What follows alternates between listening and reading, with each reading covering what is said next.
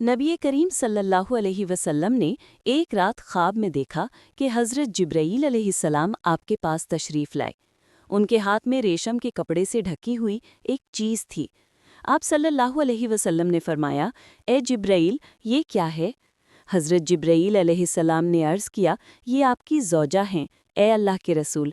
फिर जिब्राईल अलैहिस्सलाम ने वो रेशमी कपड़ा हटाया तो उसमें एक निहायत पाकीज़ा नूरानी चेहरा दिखाई दिया और फरमाया, ये आपकी बीवी आयशा बिन्त अबी बकर हैं।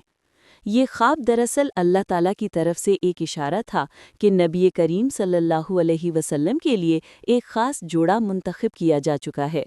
कुछ वक्त गुजरा तो नबी करीम सल्लल्लाहु अलैहि वसल्लम ने उस ख्वाब का जिक्र हज़रत अबू बकर सिद्दीक़ रदियल्लाहु ताला अन्हु से फरमाया। आपने कहा, ए अबू बकर, मैंने ख्वाब में देखा है कि अल्लाह ने मुझे तुम्हारी बेटी आयशा से निकाह का हुक्म दिया है। ये सुनकर हज़रत अबू बकर रदियल्लाहु अन्हु की आंखों में खुशी के आंसू आ गए और उन्होंने अर्ज़ किया, या रसूल अल्लाह, ये मेरे लिए इज़्ज़त और सादत की सबसे बड़ी बात है। यूं वो निकाह तय पाया जो आसमान पर पहले से मुक़द्दर किया गया था। हज़रत आयशा रज़ियल्लाहु ताला अन्हा फरमाती हैं, मैं अपनी सहेलियों के साथ खेल रही थी कि अचानक मेरी वालिदा उम्मे रोमान रज़ियल्लाहु अन्हा आईं। उन्होंने कहा, बेटी आओ, मैं तुम्हें घर के अंदर ले चलूं। मैं खेल में मसरूफ़ थी, बेफिक्री में थी।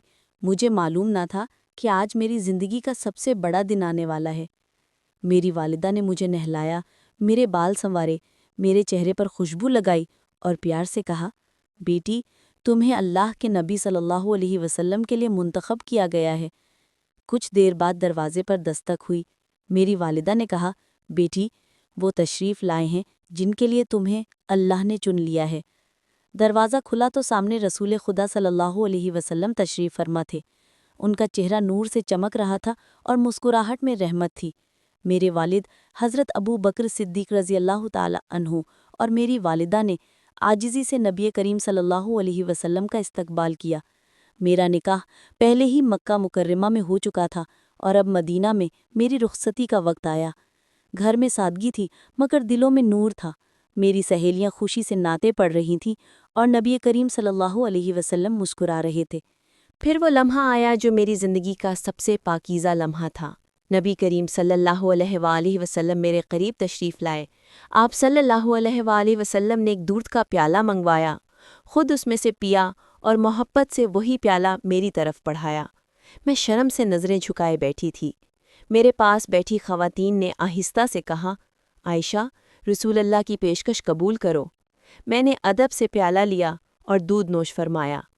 वो लम्हा मेरी ज़िंदगी का सबसे मुबारक लम्हा था जो नूर, मोहब्बत और बरकत से भरपूर था।